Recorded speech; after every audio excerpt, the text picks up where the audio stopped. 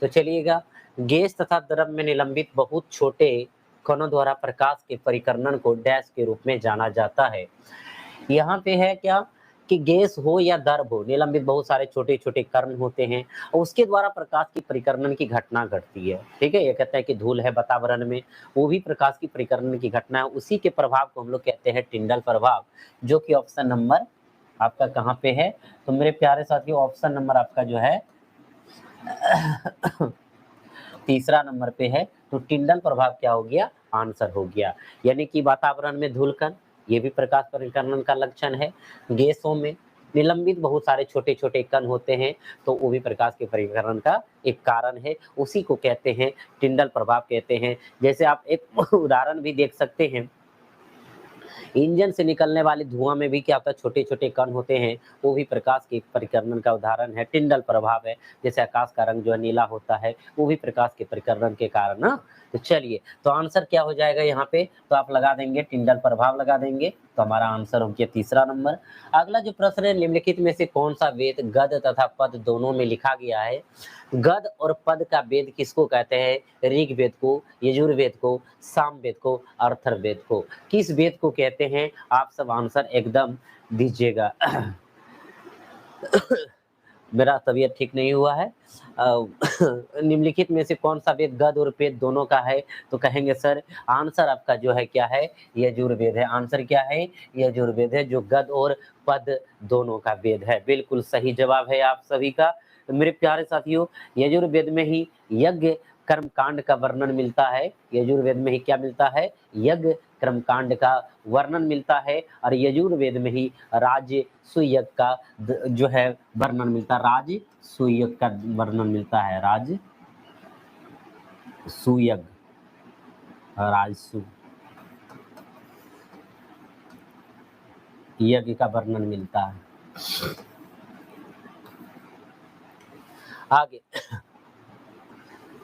तीसरा नंबर देखिएगा, आपके सामने स्क्रीन पे है। तीसरा नंबर प्रश्नों को आप कैसे बनाएँगे? अंडे में कौन-सा विटामिन नहीं पाया जाता है? आपके सामने ही स्क्रीन पे है। कह रहा है कि अंडे में कौन-सा विटामिन लगभग नहीं पाया जाता है? Vitamin A, vitamin B complex, vitamin C, vitamin D. Answer बताइए कौन-सा आंसर होगा इसमें से? विटामिन सी या विटामिन ए, विटामिन बी या विटामिन डी? तो आप सभी को पता है मेरे प्यारे साथियों कि विटामिन सी जो है ताप संवेदी विटामिन है। यानी कि विटामिन सी का जो नाम है वो क्या है? ताप संवेदी विटामिन है। यानी कहने का अर्थ है कि गर्म करने पर किसी भी चीज़ों में अगर विटामिन सी है, अगर गर्म करेंगे तो विटामिन सी वहाँ पे नष्ट हो जाएगा। विटामिन सी क्या हो जाएगा? नष्ट हो जाएगा। और यहाँ कह रहा है कि अंडे में कौन-सा विटामिन लगभग नहीं पाया जाता है, तो आपका भी आंसर क्या हो जाएगा? विटामिन सी हो जाएगा, जो कि अंडे में लगभग नहीं पाया जाता है, लगभग नहीं पाया जाता है। आप मेरे प्यारे साथियों विटामिन सी का रासायनिक नाम जानते हैं, बहुते बार हम बता चुके हैं। एस्कॉर्बिक अम्ल या एस्कॉर्बिक एसिड आप कहते हैं विटामिन सी का रासायनिक नाम। आगे बढ़ते हैं। कुपोषण के सबसे अधिक कमी किसकी होती है? यानी कुपोषण से सबसे अधिक कमी किसकी होती है? विटामिन ए से या कार्बोहाइड्रेट से या प्रोटीन से, विटामिन बी कॉम्प्लेक्स से, यानी किसकी कमी से आपको कुपोषण नामक बीमारी देखने को मिलेगा? आंसर एकदम बताइएगा। बताएँगे मेरे प्यारे साथियों, तो आंसर आपका हो जाएगा क्या? प्रोटीन। प्रोटीन की कमी से कुपोषण यानी सबसे अधिक देखने को मिलता है। और आप जानते हैं मेरे प्यारे साथियों, प्रोटीन का आविष्कार कब हुआ था? बताएँगे, प्रोटीन का आविष्कार कब हुआ था? आप सब एकदम आंसर बताएँगे। तो कहेंगे सर 1838 ईस्वी में प्रोटीन का आविष्कार हुआ था। इसका आविष्कार किसने किया था? तो आंसर बता देंगे, तो कहेंगे सर वर्जिलियस ने किया था। किसने किया था? वर्जिलियस ने किया था। वर्जिलियस ने इसका आविष्कार किया था। किसका? यानी प्रोटीन का आविष्कार किया था। बिल्कुल एकदम सही जवाब चल रहे हैं मेरे प्यारे साथियों। प्रोटीन की कमी से कौन-कौन सी बीमारी होती है? तो आप सब आंसर एकदम देखिएगा। आंसर मेरे प्यारे साथियों, मरामस बीमारी एक होता है और एक आप बीमारी का नाम जानते हैं, क्या जानते हैं पता है? क्वासियोरकर, क्वासियोरकर, सियोरकर, है ना? ये भी बीमारी जो है आपको प्रोटीन की कमी से देखने को मिलता है। तो 2 बीमारी, एक मरासमस और एक क्वासियोरकर बीमारी जो है यानी प्रोटीन की कमी से होता है। चलिए बिल्कुल सही जवाब है। आगे बढ़ते हैं मेरे प्यारे साथियों।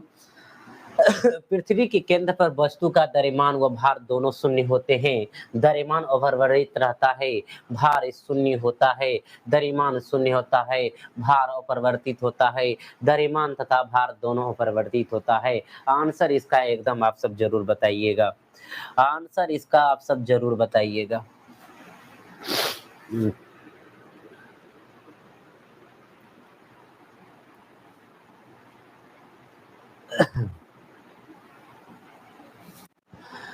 पृथ्वी के केंद्र पे मेरे प्यारे साथियों यानी कि द्रव्यमान अपरिवर्तित रहता है। अगर किसी वस्तु को देखेगा, किसी वस्तु को बिना छाटे काटे कहीं भी ले जाएँगे, उसका द्रव्यमान अपरिवर्तित रहेगा, लेकिन भार उसका क्या हो जाएगा मेरे प्यारे साथियों, केंद्र पर शून्य हो जाएगा।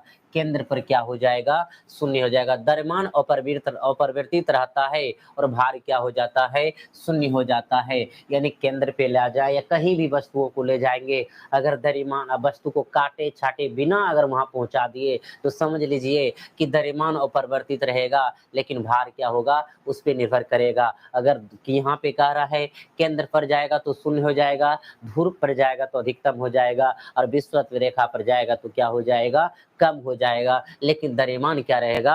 अपरिवर्तित रहेगा। तो आंसर मेरे प्यारे साथियों क्या हो जाएगा? दूसरा नंबर एकदम आंसर लगा देंगे। क्या लगा देंगे? दूसरा नंबर आंसर लगा देंगे। बिल्कुल सही जवाब है। आगे बढ़ते हैं मेरे प्यारे साथियों।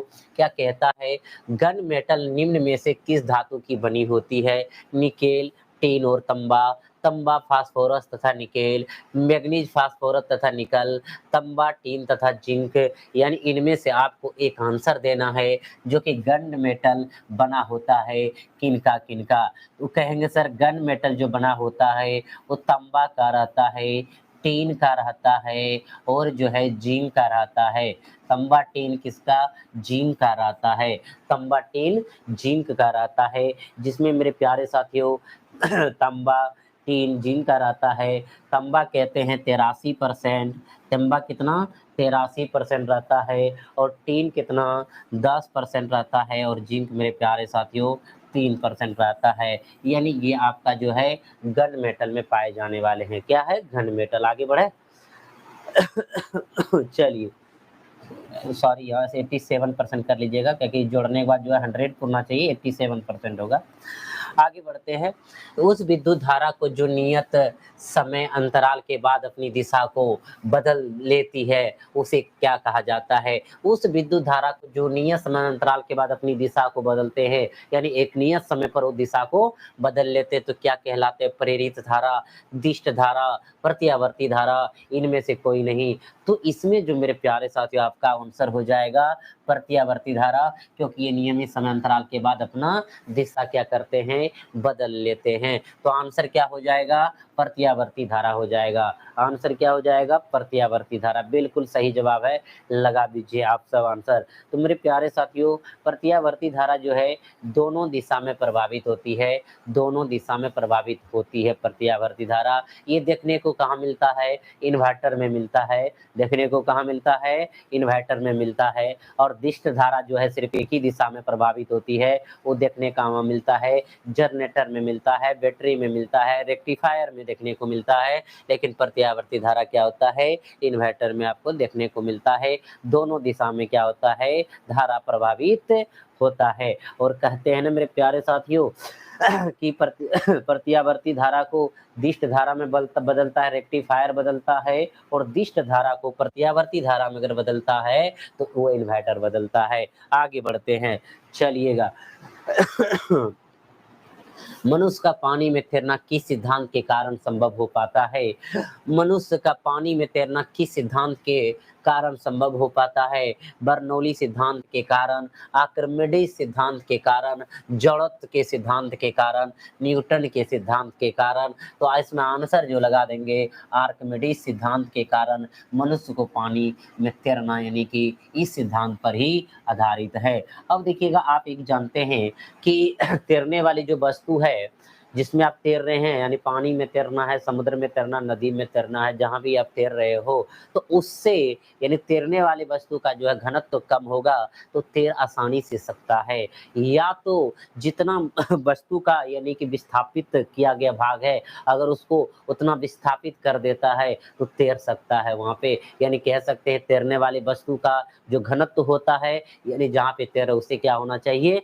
कम होना चाहिए। तो मेरे प्यारे साथियों, पानु मनुष्य का पानी में तैरना किस सिद्धांत पे आधारित है? तो कहेंगे कि आर्किमिडीज सिद्धांत पर आधारित है। तो आंसर लगा देंगे आप आर्किमिडीज सिद्धांत, बी नंबर। चलिए आगे बढ़ते हैं। अगला है निम्नलिखित में से किस माध्यम में ध्वनि की चाल अधिकतम होती है? ध्वनि की चाल, तो मेरे प्यारे साथियों आप जानते हैं ध्वनि की चाल ठोस में सबसे अधिकतम होती है, उसके बाद द्रव में, उसके बाद आप जानते हैं कहाँ पे? गैस में। लेकिन यहाँ पे ठोस, द्रव, गैस में नहीं बताना है, वायु में बताना है, लोहा में बताना है, जल में बताना है, एल्युमिनियम में बताना है। तो क्या आंसर आप लगाएंगे? इसका आंसर बताइए। तो कहेंगे सर इसका आंसर एल्युमिनियम हो जाएगा, इसका आंसर एल्युमिनियम हो जाएगा। एल्युमिनियम में जो है इसका चाल क्या होता है मेरे प्यारे साथियों? 64-20 क्या होता है? 64-20 ध्वनि की जो चाल होती है 64-20 क्या? तो कहेंगे सर मीटर पर सेकेंड। किसमें? एल्युमिनियम में। और आपको लोहा में अगर पूछा जाए तो मेरे प्यारे साथियों लोहा में आपको बताना है 51-30। लोहा में कितना होता है? 51-30 होता है, 51-30 मीटर पर सेकेंड। तो सबसे ज़्यादा जो है इस ऑप्शन के अनुसार देखिए तो एल्युमिनियम में ज़्यादा, लोहा में से कम। तो हमारा आंसर यहाँ पे क्या हो जाएगा? ध्वनि की चाल अधिकतम होती है, एल्युमिनियम में होती है। क्लियर है? तो आंसर आप सब क्या लगा देंगे? एकदम डी लगा देंगे। चलिए आगे बढ़ते हैं मेरे प्यारे साथियों। अगला प्रश्न क्या कहता है कि निम्न में आंवले का कड़वा होने का कारण आंवले का कड़वा होने के लिए जिम्मेदार कौन है? लाइकोपीन है, सल्फाइड अयस्क है, कैप्सिन है, टेनिन है। तो लाइकोपीन से जानते हैं मेरे प्यारे साथियों टमाटर का रंग लाल होता है, टमाटर का रंग लाल होता है, टमाटर का रंग क्या होता है? लाल होता है। किसके कारण? लाइकोपीन के कारण। हमको चाहिए आंवले का कड़वा, तो मेरे प्यारे साथियों टेनिन, टेनिन जो है टेनिन के कारण जो है क्या होगा? आंवले आंवले आंवले का कड़वा होगा। आंवले का जो कड़वापन है वो टेलिन के कारण होता है। आंवले का जो कड़वापन है वो टेलिन के कारण होता है। सभी मित्रों को जरूर शेयर कर दीजिए मेरे प्यारे साथियों। सल्फाइड अयस्क जो है, सल्फाइड अयस्क प्याज का नाम सुने हैं? प्याज का गंध प्याज का जो गंध आता है किसके कारण आता है? सल्फाइड अयस्क के कारण आता है। प्याज का जो गंध आता है किसके कारण आता है? सल्फाइड अयस्क के कारण आता है। किसके कारण आता है? सल्फाइड अयस्क के कारण आता है। तो चलिए मेरे प्यारे साथियों आगे बढ़ते हैं। निम्न में से कौन आयोडीन की कमी से संबंधित रोग है? आयोडीन की कमी से कौन सा संबंधित रोग है? तो आप सब मेरे प्यारे साथियों जानते हैं कि घेंघा रोग जो है आयोडीन की कमी से फैलता है। घेंघा रोग जो है आयोडीन की कमी से फैलता है। एनीमिया जो है लो क्या बताएं आपको सभी को पता है मेरे प्यारे साथियों। एनीमिया जो रोग होता है वो किसके कारण फैलता है? तो कहेंगे लोहा की कमी। बिल्कुल सही जवाब आ रहा है आप सबका। लोहा की कमी से एनीमिया रोग फैलता है। आप जानते हैं मधुमेह, इंसुलिन का नाम सुने पढ़े भी होंगे। इंसुलिन की कमी से यानी कौन सी बीमारी फैलती है भैया? मधुमेह। और मरामस का भी नाम सभी बताए थे। मरामस किसके कमी से? यानी प्रोटीन की कमी से। और ये जानते हैं क्वासियोकोर क्रोर जो अभी पढ़े वो बच्चों में पाया जाता है, आपको तो पता ही मेरे प्यारे साथियों। प्रोटीन की कमी से क्या है? प्रोटीन की कमी से मरामस बीमारी फैलते हैं। एकदम क्लियर है। चलिए बहुत ही सुंदर मेरे प्यारे साथियों। किसी को कोई तकलीफ हो जाए तो जरूर बताइएगा। किसी को कोई तकलीफ हो जाए जरूर बताइएगा। किसी को कोई तकलीफ हो जाए जरूर बताइएगा। अम्लीय विलयन में डुबाए जाने पर नीले लिटमस पेपर का रंग हो जाता है क्या? एक दोस्त देखिएगा दो प्रकार के अम्लीय विलयन में हम डुबाते हैं, वही दो प्रकार कहते हैं। विलयन में दो प्रकार के अम्लीय, एक क्षारीय में डुबाते हैं। यहाँ पे अम्लीय की बात आ रहा है। एक बात अगर क्षारीय का आएगा क्या आएगा? एक एक बात मेरे प्यारे साथियों, क्षारीय का आएगा, वही अम्लीय का आएगा। अम्लीय का पीएच मान जानते हैं 7 से कम होता है, 7 से कम होता है। क्षारीय का पीएच मान 7 से क्या होता है, अधिक होता है। और यहाँ पे जो प्रश्न है क्या कह रहा है कि अम्लीय विलयन में डुबाए जाने पर नीले लिटमस पेपर का रंग हो जाता है, लाल हो जाता है। क्या हो जाता है, लाल हो जाता है। बिल्कुल सही जवाब है। क्या हो जाता है, लाल हो जाता है। एकदम सही जवाब है मेरे प्यारे साथियों। और लाल कर देता है, बिल्कुल सही जवाब है।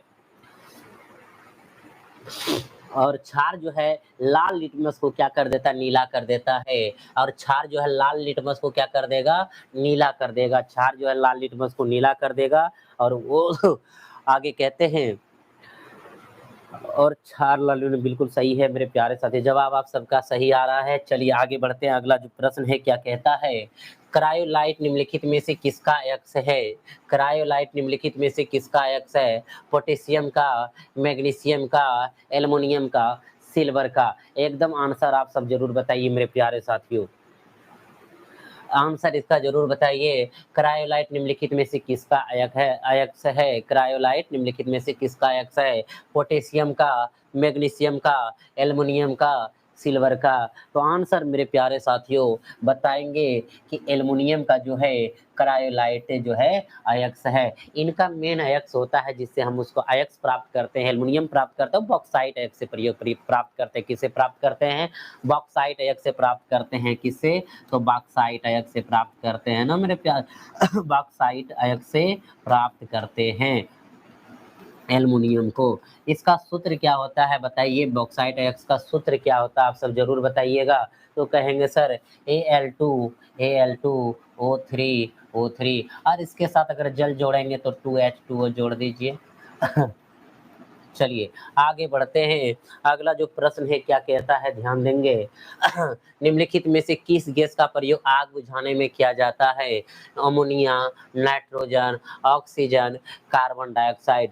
किस गैस का प्रयोग आग बुझाने में किया जाता है, तो एकदम आंसर इजी है। कहेंगे sir carbon dioxide CO2। Carbon dioxide CO2 जो है आग बुझाने के लिए प्रयोग किया जाता है। एकदम सही जवाब है कार्बन डाइऑक्साइड। बिल्कुल मेरे प्यारे साथियों, एकदम आगे बढ़िए। निम्नलिखित में से किसमें रासायनिक ऊर्जा विद्युत ऊर्जा में परिवर्तित होती है, यानी रासायनिक ऊर्जा विद्युत ऊर्जा में। एकदम मेरे प्यारे साथियों समझ लीजिए, याद करने की जो जरूरत भी नहीं पड़ेगा। अब कहेंगे सर कैसे, क्योंकि देखिएगा रासायनिक ऊर्जा विद्युत ऊर्जा में बदलते हैं। रसायन जब आप केमिस्ट्री पढ़ रहे होंगे वहाँ सल्फ्यूरिक एसिड पढ़ते होंगे कि नहीं पढ़ते होंगे बताइए। हाइड्रोक्लोरिक अम्ल वगैरह पढ़ते हैं, सारी चीज पढ़ते हैं। तो सल्फ्यूरिक एसिड पढ़ते हैं आप वहाँ। तो कहते हैं ना बैटरी में एक प्रकार का, तो बैटरी में पानी डालेंगे तो बैटरी में कोई ना कोई एसिड हम डालते हैं। पानी डालने का मतलब एसिड डालते हैं, और जब वो बैटरी में ही डाला जाता है और वहां से क्या प्राप्त होता है पता है, विद्युत। तो उसे पंखा भी चला लेते हैं, बल्ब भी जला लेते हैं और सारा काम भी कर लेते हैं। इसीलिए हमेशा याद रखिएगा, रासायनिक ऊर्जा बैटरी में होता है, वहां से जो कन्वर्ट करते हैं तो विद्युत में कन्वर्ट करते हैं। तो भाई यही तो कह रहा है, निम्नलिखित में से किसमें रासायनिक ऊर्जा विद्युत ऊर्जा में परिवर्तित होती है। कहेंगे जितने भी विद्युत सेल है सभी का सभी रासायनिक ऊर्जा से लपालप भरा रहता है भाई। इसका मतलब वो जो कन्वर्ट करके देगा रासायनिक ऊर्जा को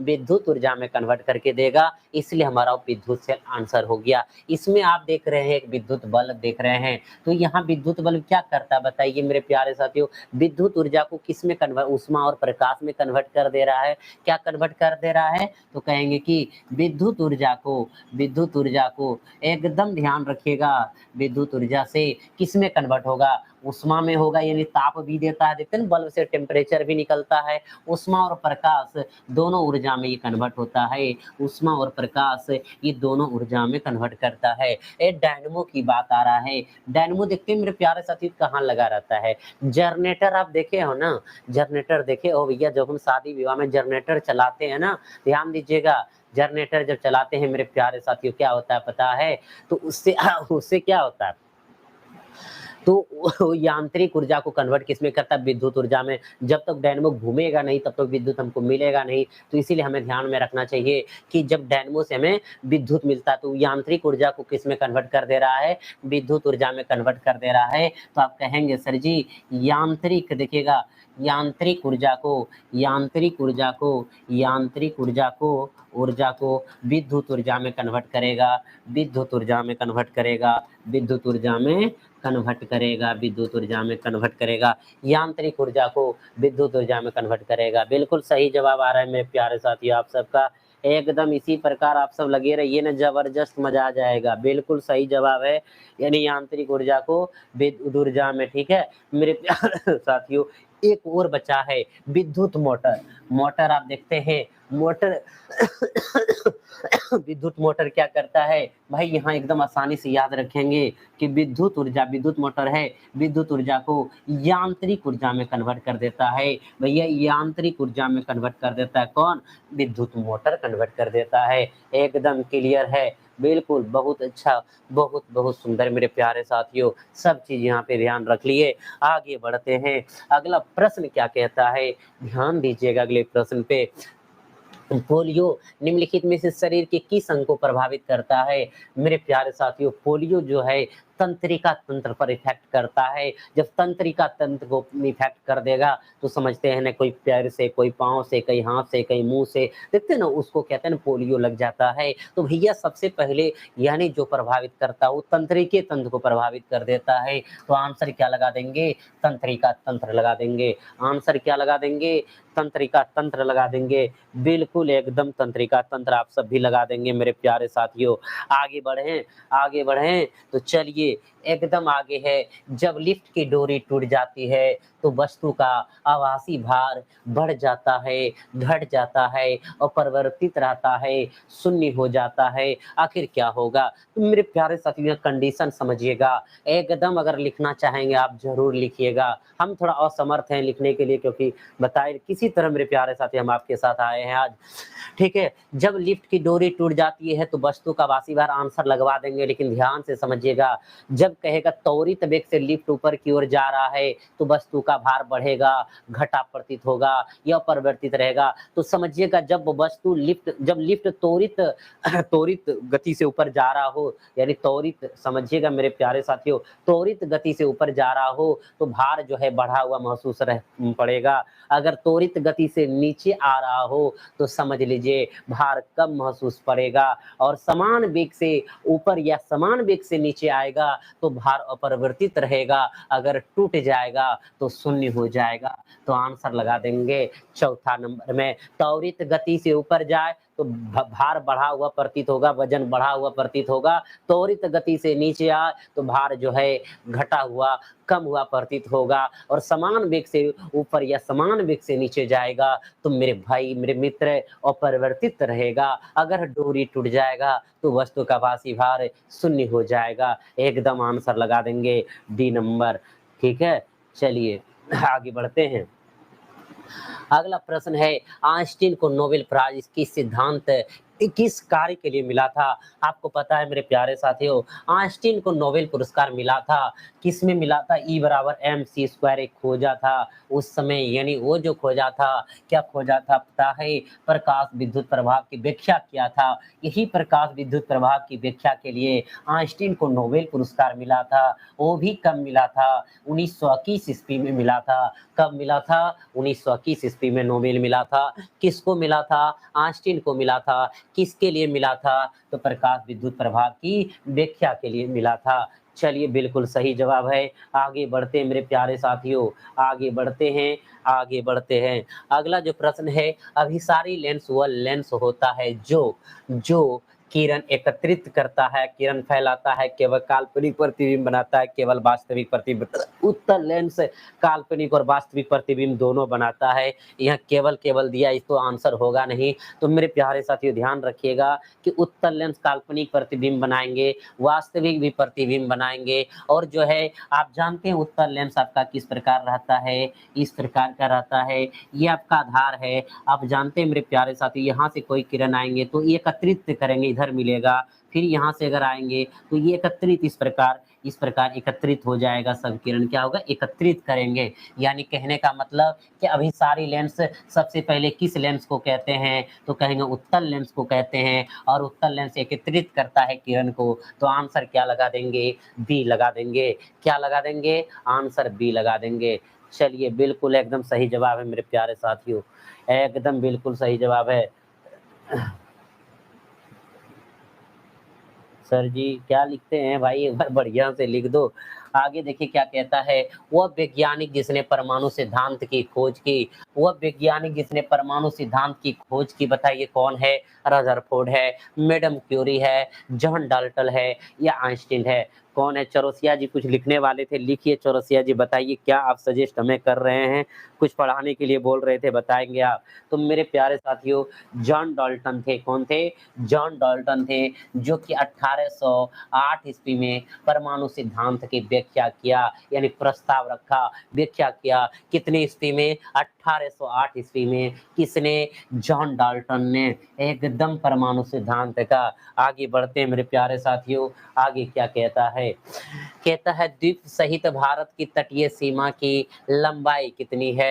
तो मेरे प्यारे साथी द्वीप सहित की बात आएँगे, अगर मुख्य भूमि की तटीय सीमा पूछा जाए तो 6100 किलोमीटर होगा। अगर कह देगा द्वीप सहित भारत की तटीय सीमा तो 7516 किलोमीटर है। टोटल मुख्य भूमि अगर पूछे जाए तो भैया 6100 किलोमीटर, अगर द्वीप सहित भारत की तटीय सीमा कुल पूछा जाए तो 7516 किलोमीटर। यहाँ पे आपको एप्रॉक्स लगा देना है 7500 किलोमीटर। अगर पूछा जाए मुख्य भूमि की तटीय सीमा तो 6100 किलोमीटर, द्वीप सहित तटीय सीमा 7516 किलोमीटर। लेकिन यहाँ ऑप्शन में आपका 7516 नहीं है, इसलिए आंसर आप बी लगा के चले आइएगा, सही आ जाएगा। दिलीप चौरसिया जी ज़रूर बताइएगा क्या कहना चाह रहे हैं आप? आगे देखिएगा, जेवीपी कमेटी के द्वारा राज्यों का पुनर्गठन किस आधार पर करने की सिफारिश की गई थी? जे का मतलब मेरे मेरे प्यारे साथियों जवाहरलाल नेहरू, भी फॉर सरदार वल्लभ भाई पटेल और पी फॉर यानी पटाभी सितारा मैया, ठीक है? पटाभी सितारा मैया तीनों के द्वारा यानी गठित था एक कमेटी, उसमें जो है यानी कहता है किस आधार पर करने की सिफारिश की थी? भाषा के आधार पर तो 1956 में आए थे, उससे पहले मेरे प्यारे साथियों यानी पुनर्गठन करने का भौगोलिक आधार माना था, तो भौगोलिक आधार आंसर आप लगा देंगे, क्या लगा देंगे? भौगोलिक आधार लगा देंगे। एकदम जवाहरलाल नेहरू, सरदार वल्लभ भाई पटेल, पटाभी सितारा मैया कमेटी ने 1948 में राज्यों का पुनर्गठन भाषा को न लेकर के भौगोलिक आधार को मान्यता दिया था। किसका मान्यता दिया था? भौगोलिक आधार का मान्यता दिया था। बिल्कुल सही जवाब है मेरे प्यारे साथियों। आगे बढ़ते हैं, क्या कहता है? कपड़े पर स्याही के धब्बे अथवा जंग हटाने में किस अम्ल का प्रयोग होता है? यानी कपड़े पर अगर दाग लग जाता धब्बा तो क्या कहते हैं? देखिएगा इसे समझिएगा, नींबू का प्रयोग करते हैं। भैया नहीं कहते हैं नींबू का प्रयोग कर लो, ऐसे हम लोग प्रयोग करते हैं। लेकिन उसका अगर हम पूछें अम्ल में देखा जाए तो भैया यहाँ पे ये तो बेंजोइक अम्ल दवा उवा को संरक्षित करने के लिए प्रयोग करते हैं, और जो है ऑक्जेलिक अम्ल का प्रयोग कपड़े पर स्याही और धब्बे जंग हटाने के लिए प्रयोग करते हैं। और आप सभी को पता है मेरे प्यारे साथियों नाइट्रिक अम्ल जो है सोना चांदी शुद्धिकरण के लिए प्रयोग करते हैं। और फॉर्मिक अम्ल आप जानते ही हैं किसमें पाया जाता है? चींटी और मधुमक्खी बिच्छू के डंक में पाया जाता है फॉर्मिक अम्ल, जिसको आप मेथोनोइक अम्ल भी बोल सकते हैं। फॉर्मिक हो गया चींटी बिच्छू डंक में पाए जाने वाला, जिसको आप मेथोनोइक अम्ल बोलते हैं। नाइट्रिक अम्ल से मेरे प्यारे साथियों आप सोना चांदी को शुद्ध करते हैं। ऑक्जेलिक अम्ल से कपड़े स्याही धब्बे हटाने को मिटाने में काम प्रयोग करते हैं। और बेंजोइक अम्ल तो जानते हैं आप दवा खाद्य पदार्थ को संरक्षण के लिए प्रयोग करते हैं। चलिए आगे बढ़ते हैं मेरे प्यारे साथियों, आगे क्या कहता है सुनेंगे। निम्नलिखित में प्राणियों में से एक की पहचान करें जो त्वचा से शोषण करता है। और आप जानते हैं कि मनुष्य मछली छिपकली त्वचा से नहीं करेगा, तो भैया हमारा आंसर क्या हो जाएगा इसमें? केचुआ हो जाएगा। क्या हो जाएगा? केचुआ हो जाएगा। मनुष्य पक्षी पशु जो है फेफड़ा से यानी करता है, क्या करता है? श्वसन फेफड़ा से करता है। और आप जानते हैं मछली जो सीप है गिल से करता है, कीट पतंग जो है श्वसन से करता है नली से, है ना? चलिए बिल्कुल सही जवाब है मेरे प्यारे साथियों, एकदम सभी मित्रों को ज़रूर शेयर कर दीजिए ताकि मेरे प्यारे साथियों सभी तक इस क्लास का लिंक पहुँच सके और सब कोई लाभ उठा सके। एकदम ज़बरदस्त तरीके से। क्या कहता है अगला प्रश्न मेरे प्यारे साथियों? निम्न में से कौन-सा हार्मोन बोने पौधे को लंबा कर देता है तथा फूल बनाने में मदद करता है? बोने पौधों को तो लंबा मेरे प्यारे साथियों ऑक्सिन भी करता है, जिबरेलिन भी करता है, लेकिन फूल बनाने में मदद जो करता है, वो जिबरेलिन करता है। जिबरेलिन करता है यानी ये पौधों को लंबा भी करता है और फूल बनाने में मदद भी करता है। आपके पास एक आ रहा होगा कि ऑक्सिन सर क्या है तब? ऑक्सिन पौधे को भी बढ़ाता है, बात ये भी समझिएगा, ऑक्सिन पौधे को बढ़ाता है, उसके साथ-साथ वो फल फल को बढ़ाता है, यानी क्या करता है? फल को बड़ा करता है, ऑक्सिन का प्रयोग और फूल बनाने में मदद करेगा, तो जिबरेलिन का प्रयोग होगा। तो आंसर भैया लगा देंगे, जिबरेलिन लगा देंगे। एकदम क्लियर है। चलिए